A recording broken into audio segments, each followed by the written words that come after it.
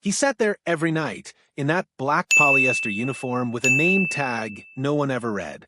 Clarence Moore, 57 years old. Doorman, lobby security, graying beard, deep eyes, too quiet for most people to notice. In a world that never looked down, he was easy to overlook. Ashcroft Tower was the kind of building where silence whispered luxury. Glass panels from floor to ceiling. Elevators that responded to fingerprints. Lobbies that smelled like imported pine and lemon polish. And Clarence, well, he just stood near the security desk, always standing, always nodding. He opened doors for people who didn't say thank you. He smiled at kids who ignored him. He was invisible in the way working-class people often are, useful but unseen. But on a rainy Thursday night, just past midnight, Clarence Moore did something that shook the foundations of Ashcroft Tower. And no one saw it coming. Not even him. It started with a scream. A child's voice, far off, cut through the wind. Clarence was about to take his usual thermos break when he heard it. He turned. Outside the revolving glass door, in the pouring rain, a small girl, maybe 6, maybe 7, was darting into the street. No umbrella, no coat, no shoes. And then the headlights came. A luxury black SUV barreling through the rain, horn blaring.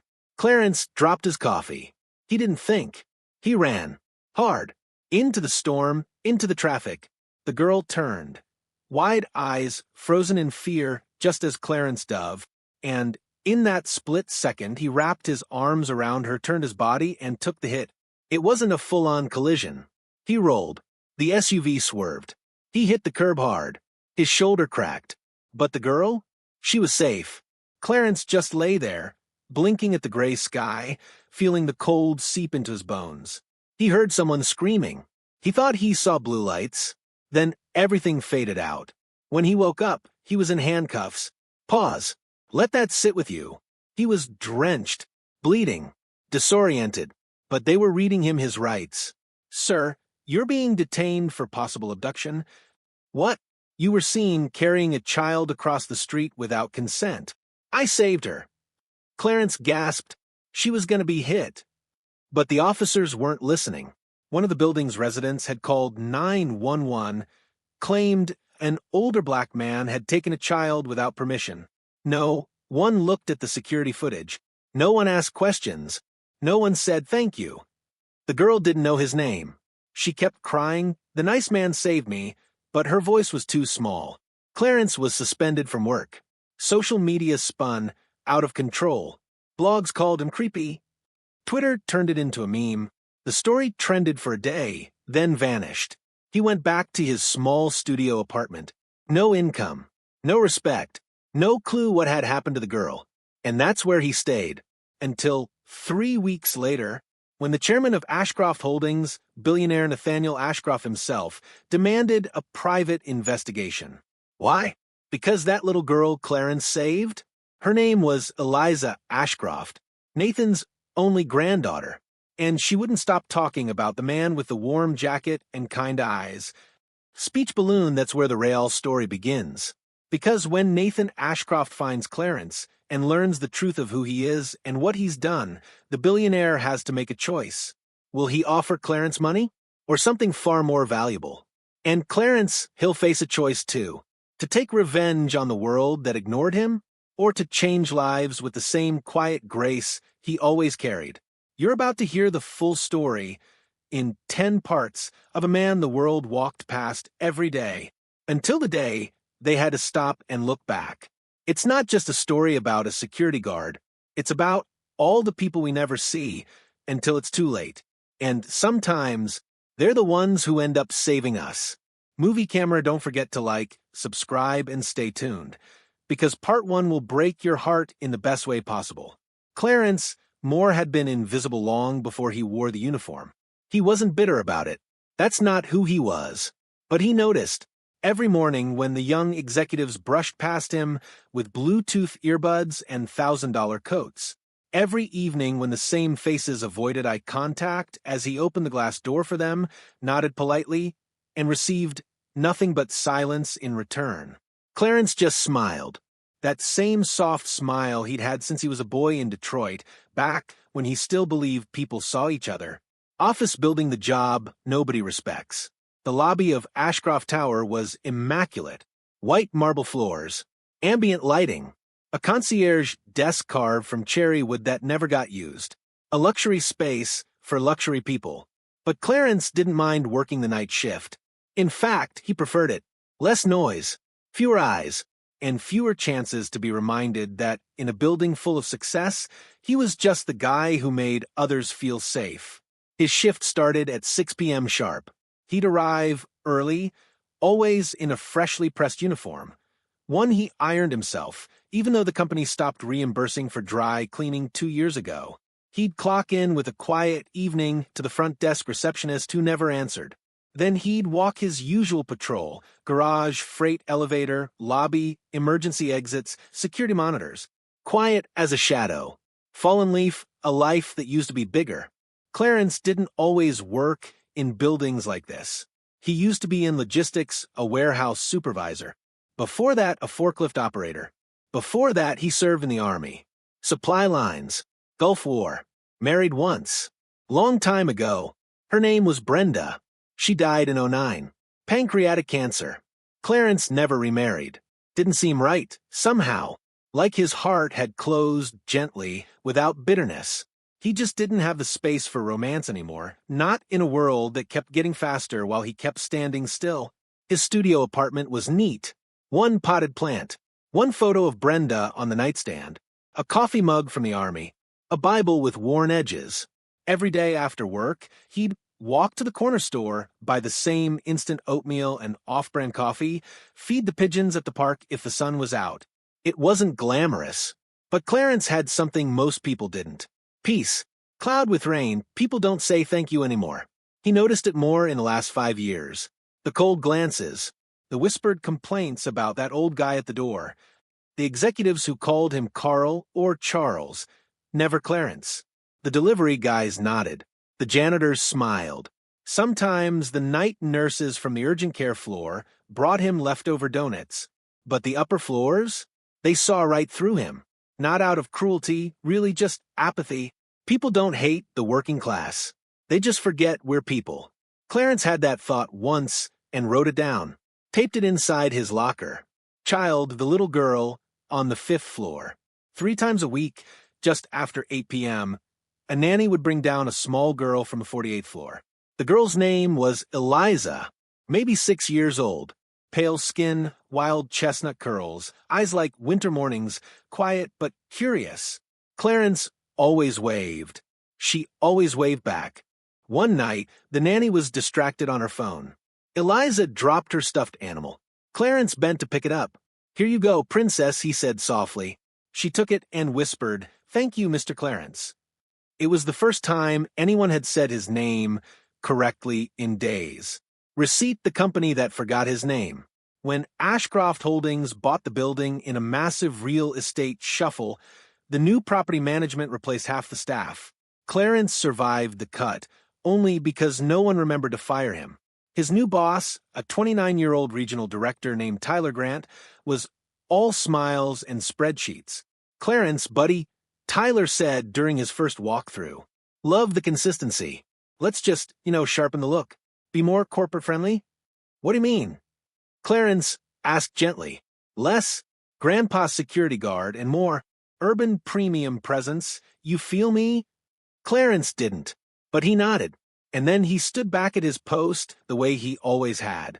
Door the door nobody holds. One night, a tech startup CEO came in drunk, yelling on Bluetooth, flicking his vape pen toward the floor. "Open the door, man," he snapped. Clarence opened it as always. The guy didn't say thank you. Didn't even look up. But the worst part? Clarence's left hand had been hurting all day, arthritis creeping back in. The door was heavy, and it hurt. Still, he held it, because that was his job. Because kindness is a habit, not a reaction. Night with stars night after night. Midnight came. Then 1 a.m. Clarence would sip from his thermos, 2 sugars, 1 cream, and watch the lights flicker from the 48th floor down to the sidewalk. Security monitors buzzed quietly. The city whispered its usual lullabies, car horns, distant sirens, the hum of a city pretending to sleep. And Clarence would sit in his squeaky chair, back straight, eyes alert, invisible, dove small axe never seen. He once walked a janitor home during a blackout. He once fixed a broken fire alarm himself because maintenance didn't come. He once used his own money to buy gloves for the front desk staff when the building's heater broke. No one ever knew. He didn't post about it. He didn't tell his boss. He didn't need applause. Because Clarence didn't believe in being seen. He believed in being there. Droplet, and then it rained. Thursday. The kind of rain that feels like regret. The kind that comes sideways, mean and hard, like the sky is tired of holding back. Clarence's shoulder ached that night. His thermos leaked. His shoelace kept coming undone. Tyler had emailed a reminder about polishing your shoes to reflect premium energy. And a drunk tenant threw up in the lobby trash can. One of those nights. And then the revolving door spun. The nanny from the 48th floor stepped in, looking panicked. No Eliza. She ran. The nanny stammered. I looked away for 1 second, and Clarence didn't hear the rest. He turned. Out the door. Into the storm. And that's when he saw her. Eliza. Barefoot. Crying. Running across the street. Headlights. A horn. The black SUV. Collision, and Clarence ran.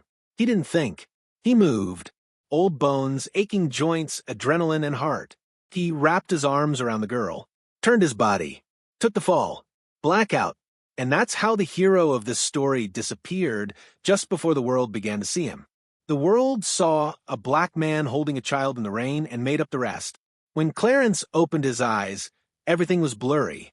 His jacket was soaked, his arm was throbbing, and he was lying on the cold sidewalk next to a little girl wrapped in a thermal blanket. And then came the flashing lights, red and blue, sirens, barking voices. On the ground. He's already down, sir. Was he trying to take the child? She's not hurt. She said he saved her. He was holding her. That's enough to detain. Police guard the arrest no one understood. Clarence didn't resist. He didn't even speak at first. He was in shock. Cold. Dizzy. His shoulder throbbed every time he moved. But then a hand pulled him up roughly. The cuffs clicked. He flinched. You're under suspicion of attempted child abduction. You have the right to remain silent. What? Clarence blinked. His voice cracked when it came. She ran into traffic. I pulled her out. I didn't take her. I work here.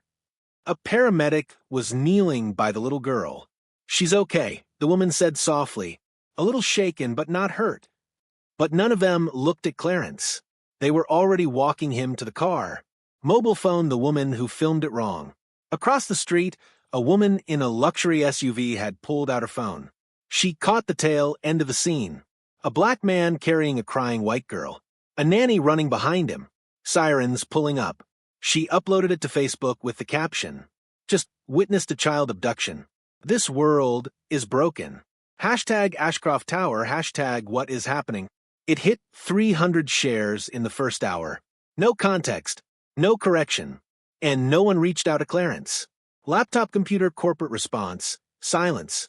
That night, Clarence sat in a holding cell for 6 hours. No one from Ashcroft Tower came.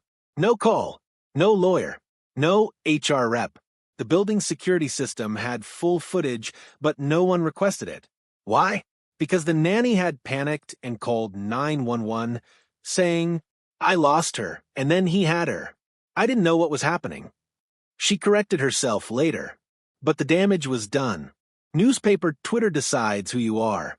By morning, Clarence's name was trending, not with celebration, but suspicion. Someone had leaked his name to a local blog. Clarence Moore, 57, detained in possible child endangerment incident at Ashcroft Tower. Another tweet said, "Why are old men working overnight around rich people's kids anyway?" No mention of the rescue. No mention of the car. No mention of Eliza whispering, "He saved me." Open file folder suspension without pay. By 9 a.m., Clarence received an email. Subject: Administrative action. From Tyler Grant, Regional Manager. Clarence, Due to the incident last night, we are placing you on temporary unpaid suspension pending further review. Please return your badge and keys to the front desk. Regards, Tyler. No call, no meeting, just a cold digital goodbye. Clarence read it once, twice, then closed the laptop quietly. Man-standing life shrinks fast when you're invisible. He returned to his studio apartment, sat on the edge of the bed, tried to remember when the world started treating kindness like a threat. 3 days passed. No one called. No lawyer came. His savings began to drain, faster than he expected. Rent was due in 12 days. He had no health insurance. His shoulder still ached from the fall. And that's when the guilt kicked in. Not anger, not yet, just a gnawing question. Maybe I shouldn't have run out there. Maybe it wasn't my place. He sat there at 2 a.m., whispering apologies into the dark. To Eliza, to himself, person standing the system is cold. So are people. The next week was quiet, eerily so. Clarence took the bus to the park and sat alone. No one recognized him from the video. He wasn't a headline anymore. Just a man in a coat feeding pigeons. He watched people walk past him like they always had. Unseen. Unimportant. At the grocery store, he paid with coins. At the pharmacy, he chose aspirin over a doctor visit. At night, he sat with a heating pad on his shoulder, watching static flicker across his old TV screen. And then, one afternoon, it happened. He opened his mailbox and found a letter. No return address. No stamp. Just his name. Clarence Moore, handwritten in purple crayon. Inside was a drawing. Stick figures. A tall one holding a smaller one's hand. Rain falling around them. A big heart drawn above both. And 4 words scrawled in shaky handwriting. You saved me. Eliza. Broken heart the moment everything broke. Clarence sat down on the floor of his apartment and cried for the first time in years. Not from pain. Not from anger. But from the ache of being seen and believed. Just once. By someone who mattered. Everyone saw a man. I saw a hero. Eliza. Cloud with rain that night, the rain didn't ask. Eliza didn't like storms. They reminded her of arguments. Fast. Loud. Out of nowhere. She was supposed to be in bed by 8:30, but the nanny was late again, scrolling on her phone, and Eliza was restless. She missed Mommy. Missed Daddy too, though he was usually in Singapore or Boston or somewhere important, as adults said. She hugged her stuffed rabbit, Whiskers, to her chest and whispered into his ear. I wish it wasn't so loud. The nanny didn't hear. The elevator dinged. They stepped into the lobby. And the moment the revolving doors turned, Eliza ran. Woman running for no reason, except she had to. She wasn't trying to be bad. But something about the thunder made her feel trapped. She darted through the lobby, tiny sneakers slapping marble, out the doors, into the wind. Barefoot now. She had kicked off her shoes inside the elevator. It was like the air was electric. The wind pushed at her like it was mad. Rain fell sideways. Cold needles. She ran until her legs gave up. And when she turned toward the street, headlights. Fast. Close. Too late. Hand with fingers splayed, then arms. She remembered screaming. Not words. Just sound. Then warm arms. A coat wrapped around her. The world tilted. She heard his breath, ragged and close, and he whispered, Got you, princess. I got you. The ground hit them hard. Then silence, except for rain. Cold face, lying still, listening to his heartbeat. He didn't move at first. She looked up at him. His face was tight, like he was trying not to groan. You okay? He asked. She nodded. His smile was crooked. Good. Then he closed his eyes, and that's when the people came. Oncoming police car. The world didn't understand what she saw. People yelling. Someone screaming at him. Then handcuffs. Why? He saved me, she shouted. But the lady with the phone didn't listen. The policeman with the flashlight didn't listen. Even the nanny just cried and hugged her and kept whispering, It's okay. It's okay. No one asked her. At the hospital, she kept drawing him. The man in the coat. The man with kind eyes. But every time she said Clarence, people said, We'll talk about it later. Don't worry about him. It's all being handled. Teddy bear, what they forgot. They gave her toys, new shoes, hot chocolate, but Eliza didn't care about any of it. She kept asking, "Where is he? The man who saved me?" Nobody answered. Family man girl, her grandpa, the billionaire. A week later, she finally asked the right person. Her grandpa, Nathan Ashcroft. He had flown back to Chicago the second he heard about the incident. Eliza sat in his lap, looked him dead in the eyes, and asked, "Why are you letting them be mean to the man who saved me?" Nathan blinked. "What man?" "The one who worked in the lobby. Clarence. He caught me when the car was coming." Nathan froze. He had heard rumors, but he hadn't asked questions. Until now. Card index dividers, the search begins. That night, Nathan watched the lobby footage himself. No sound, just grainy black and white footage. And there it was, Clarence dropping his coffee, bolting out the door, pulling Eliza out of the street, curling around her like a shield, taking the hit. No hesitation. Nathan leaned back in his chair and whispered to no one, "My God, we arrested a hero." Love letter Eliza's letter. The next day, Eliza asked to write Clarence a letter. Her grandpa said he didn't know how to reach him. So Eliza did what kids do when they're told no. She did it anyway. Crayons, a sheet of paper, a heart drawn too big for the page. For words she meant more than anything. "You saved me." Eliza, she walked it down herself, slipped it into the mailbox outside Ashcroft Tower, and crossed her fingers. Sparkles what Eliza knew that grown-ups forgot. Clarence didn't care about being famous, didn't care about money, didn't even care that the world misunderstood him. But she cared, because in a world full of people with cameras, suits, and fast cars, only one man ran toward the danger just to save a little girl he didn't know. And that, she thought, that makes him the richest man in the whole building. Ice Cube frozen in silence. Clarence hadn't spoken to anyone in days. He'd stopped answering his phone, stopped opening his blinds, stopped checking the news. He wasn't ashamed, but he was tired, in that soul-deep way you can't sleep off. The city had turned cold again. March winds clawed at his windows. He wrapped a towel around his shoulders because he couldn't afford to run the heater. Every time he reached for his phone to call someone, anyone, he'd stop halfway. Who would believe me now? Television noise, not news. He flipped through the TV channels, more out of habit than interest.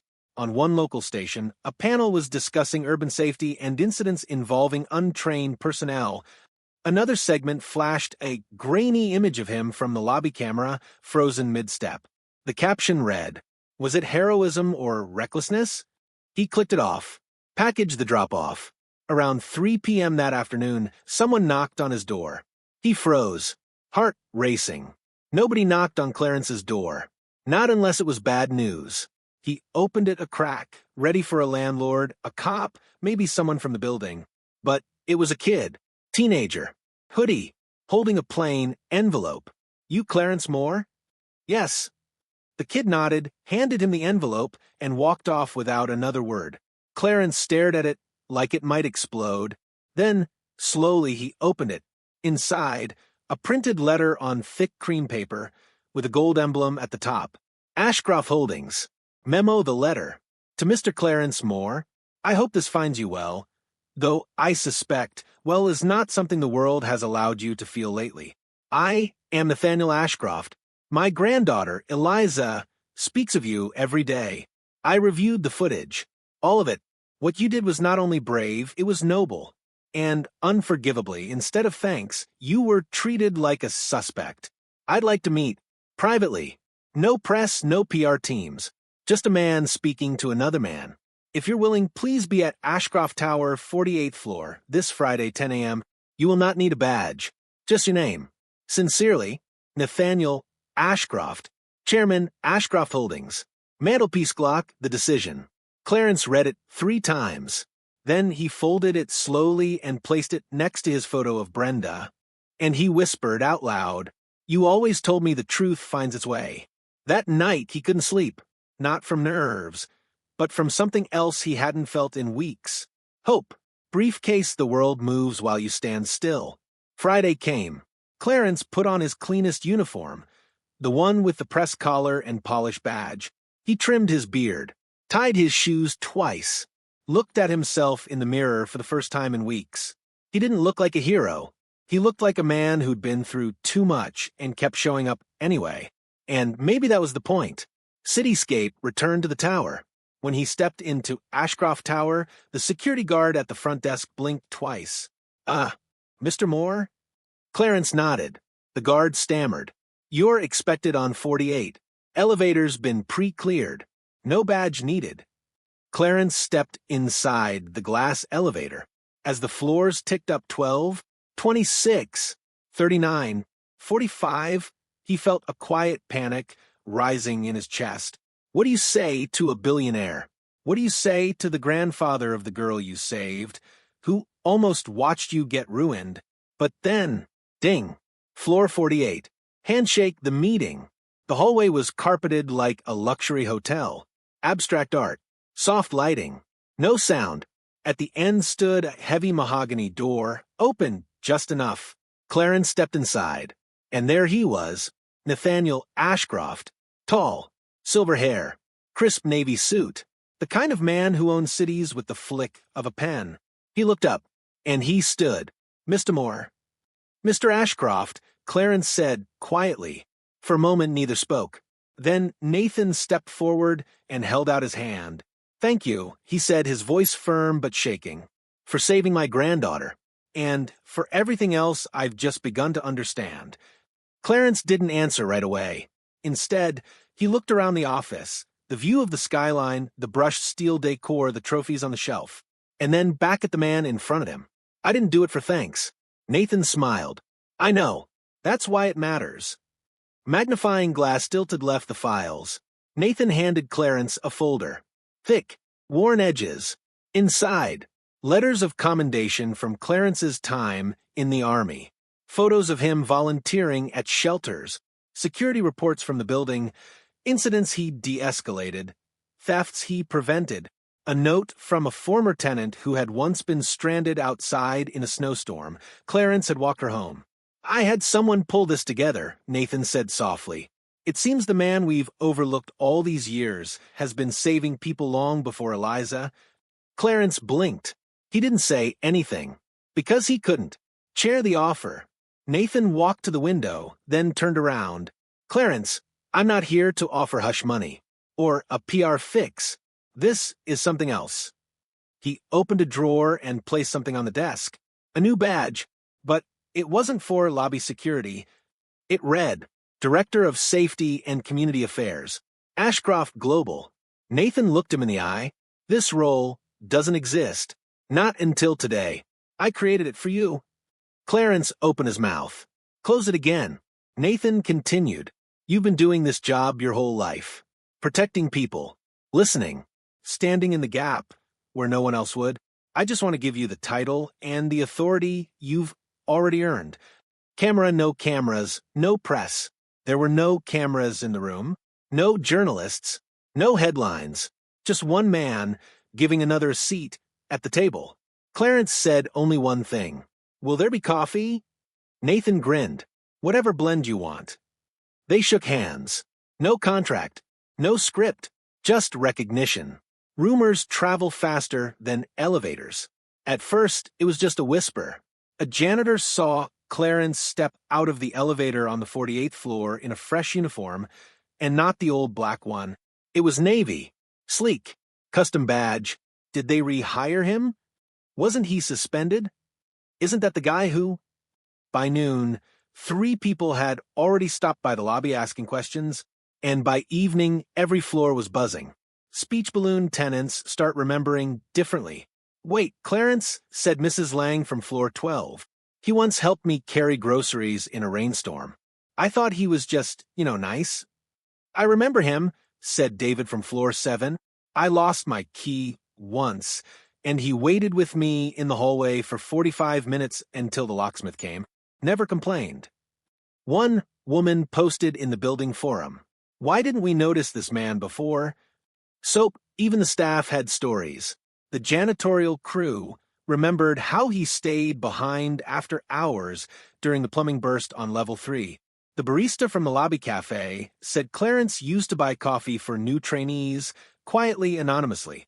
The overnight nurse from the urgent care clinic once came downstairs in tears after a patient died, and Clarence had simply handed her a tissue and said, "Go ahead. You cry here if you need to. Ain't nobody judging tonight." They all remembered now. They just wished they had remembered sooner. But the loudest voice was the smallest. Eliza Ashcroft was 6 years old and determined. She started telling anyone who would listen, "Clarence is my hero. He's not just a guard. He's my friend. He caught me. The car would have hit me." At a shareholders' dinner, she stood up, uninvited, and said into the microphone, "I want to thank the bravest person I know. His name is Clarence. He works downstairs. But really, he works upstairs in his heart." There was silence, then scattered applause, then more. Even some executives stood. Mobile phone with arrow, then came the video. Someone no one knows who leaked the full security footage. No edits, no narration. Just Clarence dropping his coffee, running outside, wrapping Eliza in his coat, getting hit. The video went viral overnight. No music, no hashtags, just truth. The internet changed its mind. The same people who had doubted him now posted apologies. "We judged too fast. He wasn't a suspect. He was a shield.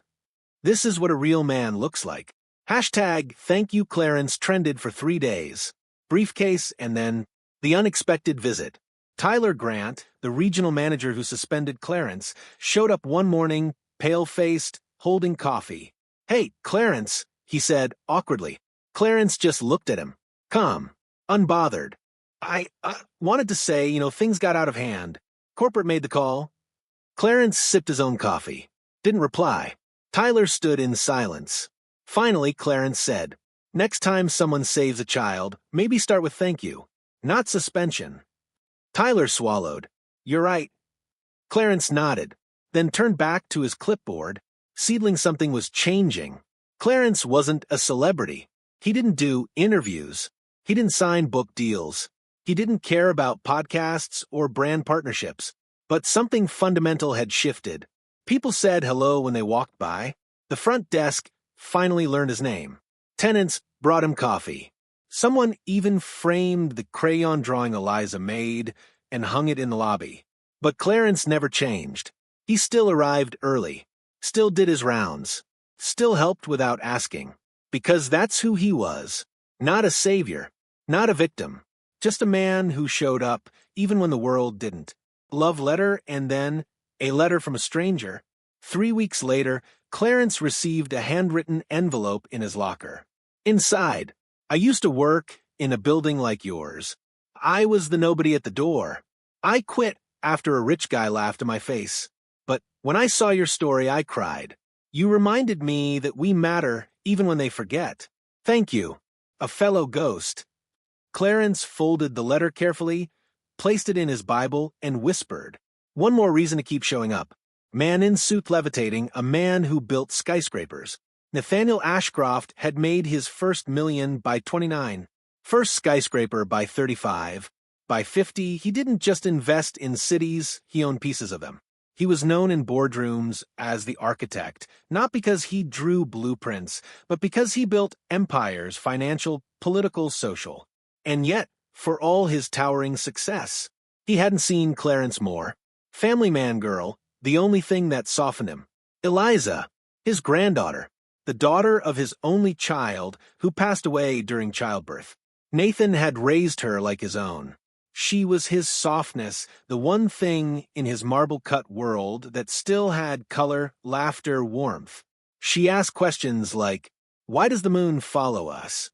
And once, when he gave her a limited edition diamond necklace for her birthday, she said, "Can I trade it for a puppy instead?" Nathan had laughed, but that moment stuck with him. She didn't care about power. She cared about people, just like the man who saved her. Desktop computer, watching the footage. Nathan had watched the footage a dozen times now. No sound, just the truth. Clarence's quick reaction, his instinct to protect, the way he shielded Eliza like she was his own. Nathan didn't just see a rescue. He saw a man doing what powerful men often fail to do. Act with no reward, no angle, no expectation. Thought balloon, the guilt settles in. Nathan stared at the screen long after the footage ended. He leaned back in his $7,000 chair in a corner office overlooking a city he helped build and felt small for the first time in years. "How many others have I stepped over?" he whispered aloud. Clarence had worked in that lobby for 7 years. Nathan had probably walked past him a dozen times, maybe nodded once, but never saw him. "Scroll," he asked for the file. He called his chief of operations at 2 a.m. "Get me Clarence Moore's file." The COO hesitated. "The security guy? He's already been terminated. Just send it." The file was thin. 1 page. Standard HR data. But Nathan went deeper. He found Clarence's military records, 2 medals, 1 injury, 0 complaints. Letters from residents who had quietly mentioned the nice guard downstairs. An old email Clarence had sent requesting winter coats for delivery drivers. Denied due to budget limits. And then a building-wide maintenance report from 2 years ago where a pipe burst. Clarence had stayed behind overnight with mops and buckets to help the janitors. Unpaid. Unacknowledged. Paintbrush the drawing. Eliza's crayon drawing still sat on Nathan's desk, the man with kind eyes, holding her hand in the rain. Red heart over both of them. She called him my Clarence. And Nathan suddenly felt ashamed of the world he'd created, where a man like that had to bleed to be seen. Speech balloon a talk with Eliza. He sat her down gently one evening after dinner. "Eliza," he said, "do you know why Clarence did what he did?" She nodded. "Because he's good." Nathan blinked. "Yes, he is." Eliza frowned. "Why didn't they say thank you?" He didn't have an answer, but she did. They didn't see him. They just saw his outside. Then she added, like it was the most obvious thing in the world, "People forget to look with their hearts." Nathan swallowed hard. For a man who negotiated billion-dollar mergers, this 6-year-old girl had just taught him more than any CEO ever had. Brain the idea forms. Nathan didn't want to give Clarence a gift. He didn't want to be another rich man using generosity as penance. He wanted to build something better. So he called his HR head. "We're creating a new role. Community Affairs and Safety. Clarence Moore is in charge." "Sir, he's not corporate trained." "Exactly. He's life trained." Receipt, not just one man. That same week, Nathan quietly sent out internal surveys to staff, janitors, receptionists, delivery drivers, nurses. He asked, "Have you ever felt unseen? What would make you feel valued here? Is there a Clarence in your building?" The answers shook him. Stories flooded in. Of janitors who were never thanked. Security guards who walked nurses to their cars but never got raises. Cafeteria workers who gave out food to hungry interns without asking for a penny back. And Clarence was just the first ripple. Classical building, the culture shift. By the end of the month, Ashcroft Holdings launched a new initiative, the Invisible Pillars Project, a program to recognize, promote, and support staff who had quietly held up the company for years. No pageantry, just respect, raises, and room at the table. Clarence didn't want credit for it, but Nathan made sure he got it anyway. Calendar then came the speech. At the annual stakeholders meeting, Nathan surprised the crowd. No charts, no stock projections, just a picture of Clarence holding Eliza's hand in that drawing projected behind him, and his voice steady and low. The strongest people in this company don't always sit in offices. Some hold doors open. Some sweep floors. Clarence Moore didn't just save my granddaughter. He reminded me what leadership should look like. Starting today, we lead differently. Silence. Then a standing ovation. File folder, an envelope with no return address. It arrived on a Tuesday. A manila folder, thick and slightly bent at the corners, slid under Clarence's door before sunrise.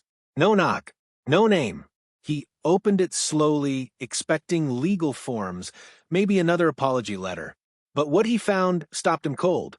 Inside were old records, scans of faded certificates, letters with government seals, a photocopy of a badge, and a photo of him in uniform 22 years ago, arms around two boys, both smiling, both black, both wearing identical blue t-shirts that read, Moore Youth Center, South Side, Chicago, 2003. Clarence's fingers trembled. I thought they burned all this when the center closed. Back arrow back, when he had a different mission. Before Clarence was a doorman. Before he lost Brenda. Before the world called him invisible. He ran a youth center for 10 years in one of the toughest neighborhoods in the city. No funding, no media coverage, no fancy slogans, just food, safety, second chances. He remembered the names, all of them. Jamal, who used to steal food until Clarence offered him a job cleaning the gym. Eric, who once brought a knife to the center and left it in Clarence's hands, saying, I don't want to be that guy. Andre, who wrote his first poem in the back of Clarence's office and later became a published author. They were his kids, not by blood, by choice. Collision, and then it fell apart. In 2008, funding dried up. A corrupt, local official embezzled the last grant. Clarence tried to fight it. He went to the press. They didn't care. No one came. No one listened. The city shut the center down. And Clarence, bitter, broken, lost, folded the dream away. Went back to manual work. Quiet. Invisible. Like it never happened. Until now. Who sent this? At the bottom of the file, there was a single sticky note. Handwritten. Feminine. They remember. Hey. That's all. He smiled faintly. Amanda? Angela? Alana? Then it clicked. Aisha. One of the first girls from the center. She had been 13 when he stopped her from joining a gang. She went on to study law.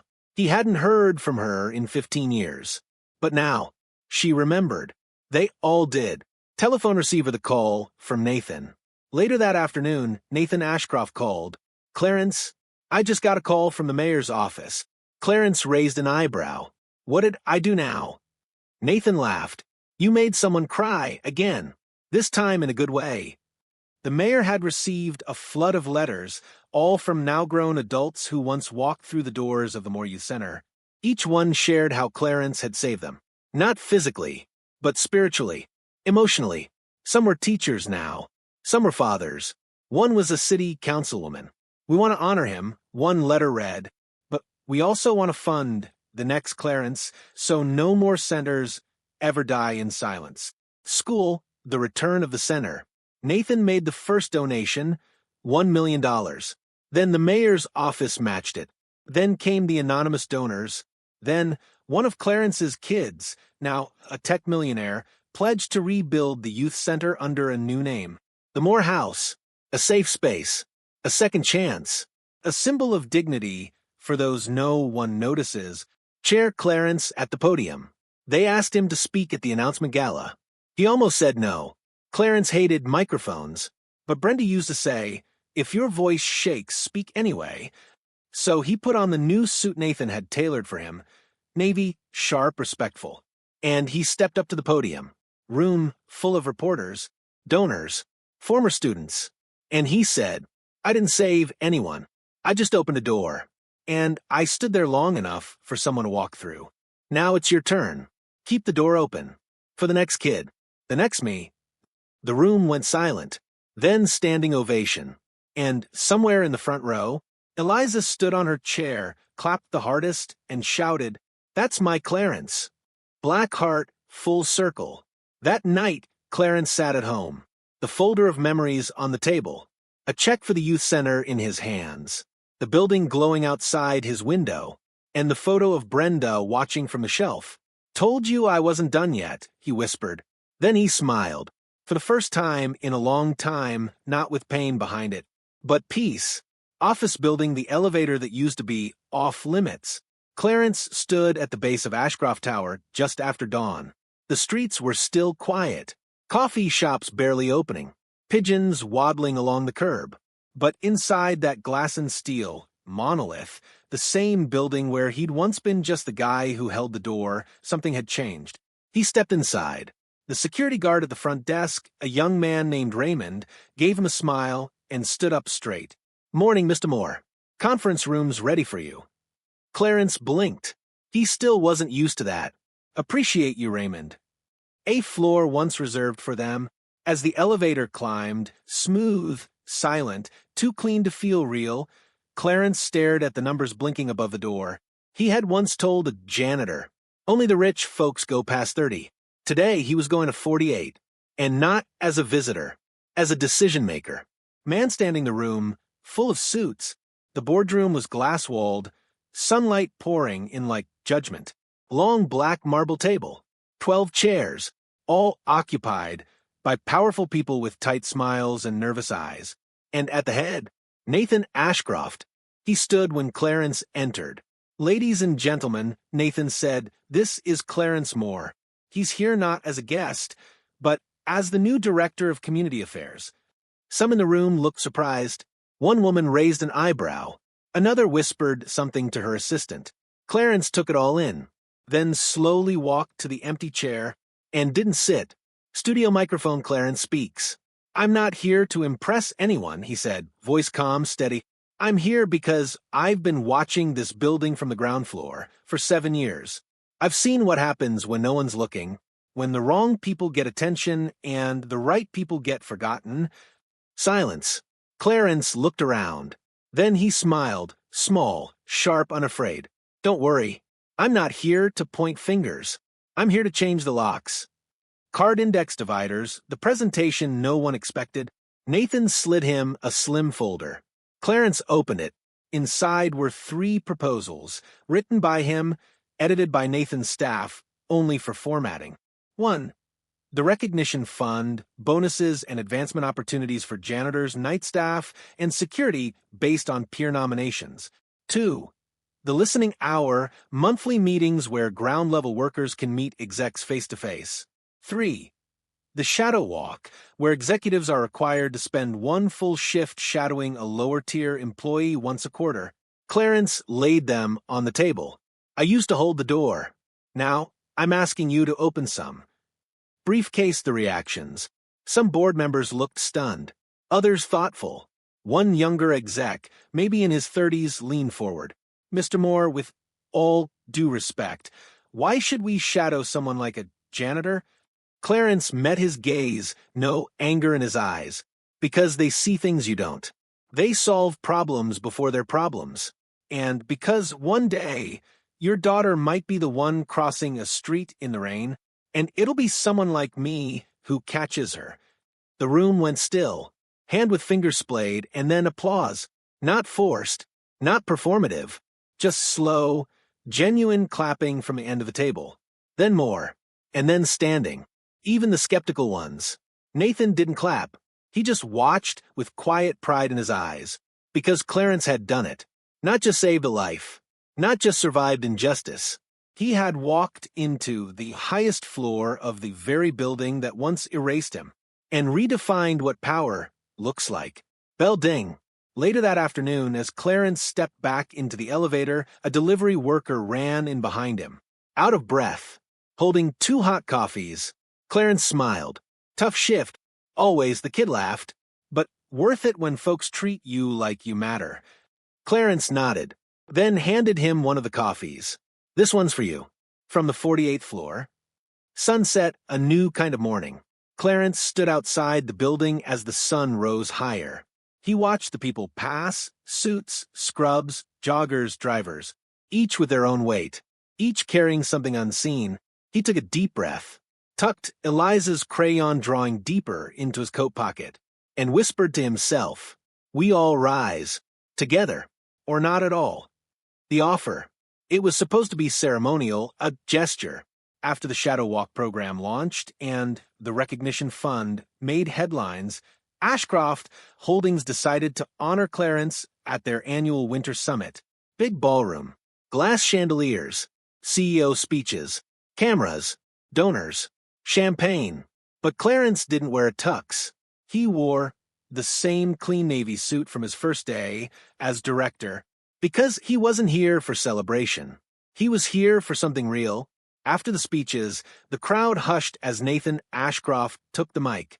"Ladies and gentlemen, tonight we celebrate not just a man but a movement."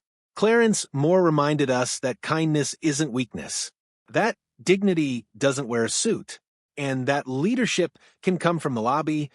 He turned to Clarence. Tonight, we offer you anything within our power. A lifetime salary, a second home, a foundation in your name, a permanent seat on this board. He smiled. What do you want, Clarence? Shushing face silence. Clarence stepped to the mic. He looked at the crowd. All eyes on him. He adjusted the mic slightly, no rush, no nerves. He held a folded paper in his hand. Opened it slowly. It wasn't a speech. It was a letter. This is from a boy named Andre. I met him when he was 14. His mom was using. His dad was in prison. He came to the Moore Youth Center 3 days in a row and never spoke. On the 4th day, I gave him a notebook, told him to write down whatever made him mad, or sad, or scared. He never said thank you. He just took it. Clarence looked up. Last week, that same boy, now 32, mailed me a copy of his first book. It's a book of poetry, dedicated to the man who gave me paper when the world gave me pain. The room didn't make a sound. So, if you're asking me what I want, he folded the paper again. I want paper. I want notebooks, and crayons, and pencils, and secondhand laptops. I want supplies for every kid out there still waiting for someone to notice they exist. Face without mouth, and the room went still. Clarence continued. Don't name a building after me. Build inside them. Put a more room in every Ashcroft tower. A space where staff can rest, or kids can wait safely, or someone can just be seen for once. He glanced at Nathan. You asked me what I wanted. I want that. The first tear fell. It came from one of the board members, a woman who had once doubted Clarence's appointment. She wiped it quickly, but it spread. Others followed, not out of pity, out of recognition, because deep down they knew. They had forgotten people, forgotten humanity, forgotten how little it really takes to change a life. Teddy Bear, a child's voice again. Suddenly, from the side of the stage, a small voice rang out.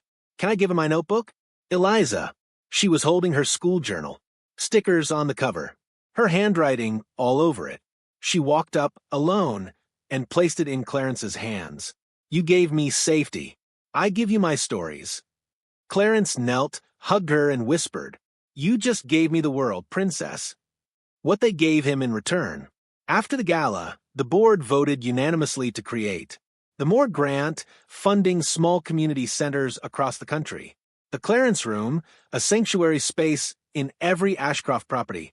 The Kindness Clause, an internal policy that allowed any employee to propose social impact ideas, with Clarence reviewing them personally. Clarence didn't smile much. He wasn't built for big shows. But that night, as he walked out under the stars, arm around Eliza, he said something soft. Maybe the best thing about being seen is finally having something to give back. The lobby, 5:27 a.m. The sky outside Ashcroft Tower was still the color of charcoal, not quite night, not yet dawn. Inside, the lobby lights buzzed softly. The floor gleamed. The air smelled like lemon polish and quiet. And Clarence Moore stood where he always had, right by the door. Only this time, not to hold it. Chair a young guard, nervous. Across the marble floor, a young man, maybe 22, maybe fresh out of training, adjusted his tie and straightened his badge. First day on the job. He glanced around, uncertain. Clarence walked over, calm as ever, and said, Nervous? The young man nodded. Clarence chuckled. Good. Means you care. He handed the young man a small folded card. Inside's the code to the elevator. Only give it to folks who look like they've been running their whole life, just to stand still. The guard looked confused. You'll understand, Clarence said, then winked. Eventually. Package last shift. He did one final round. Garage, freight, elevator, emergency exits. He said hello to every janitor by name, handed out 2 packs of gum and 1 handwritten thank you note. Then he walked into the employee lounge, now renamed the Moore Room. It was simple. 2 couches, a bookshelf, a coffee machine, a cork board covered in stories.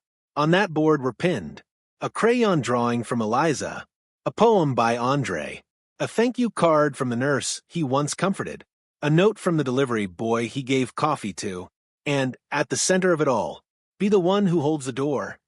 Some behind small cloud, a new morning. As the sun crept up between the buildings, Clarence stepped outside. Nathan was waiting at the curb. So was Eliza. She ran to him, hugged his leg tight, and looked up. Is today your last day being a guard? Clarence smiled. Today's my first day being something new. She tilted her head. What? A builder. Like your grandpa. But not of buildings. Of people. Luggage the car that waited. Nathan had sent a town car, not for show, but because today Clarence was headed to the south side. To cut the ribbon on the Moore house, the youth center reborn, rebuilt, and already full of laughter before it even opened. Inside the car was a leather folder.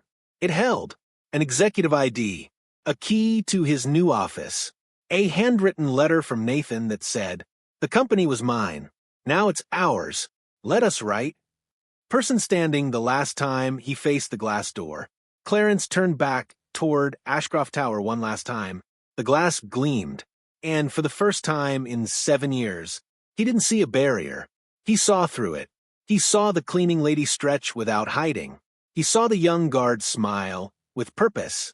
He saw a father in a delivery uniform being welcomed in without judgment. He saw a building and a world that still had a long way to go. But now, someone was holding the door. Film frames, the montage, narrator voiceover. You probably don't know a Clarence Moore in your building. Or maybe you do.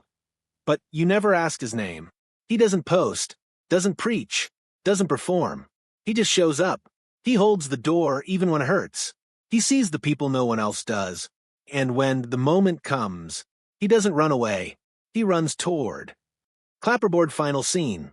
The young guard is holding the door now. He watches as Clarence steps into the car, nods to him, then looks down at the card Clarence gave him earlier. He opens it. Inside, written in Clarence's familiar handwriting, "You matter. Watch closely. They'll forget to thank you. Hold the door anyway." Yellow heart final line.